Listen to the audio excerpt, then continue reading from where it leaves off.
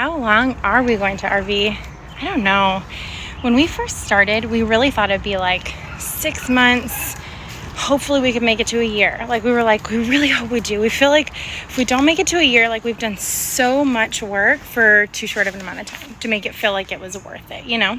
But then you start RVing and you're like, oh, this is actually not as hard as what we really anticipated it to be. Next thing you know, 6 months is over. And then you're at 8 months. And you're like, well, wait a minute, we just did the first loop. I want to do so much more.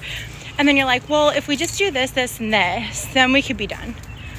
But I really want to do that, that, and that too. And you realize it takes time. And you realize that if you go too quickly, you sort of miss out on the experience.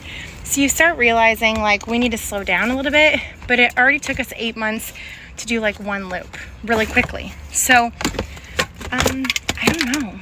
I really don't know.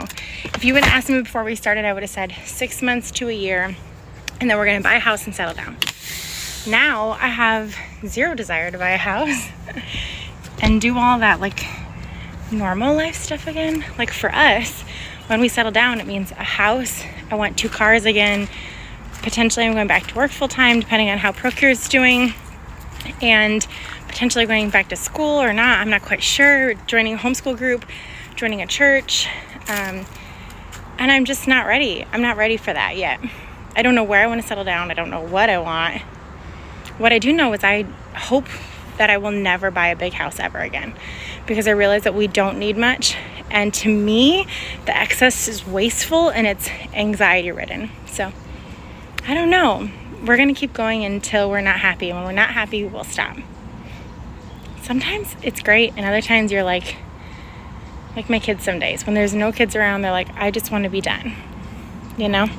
When you're at boring locations, it's like, this is awful. Or when you have cranky hosts. You know what I mean? There's certain days.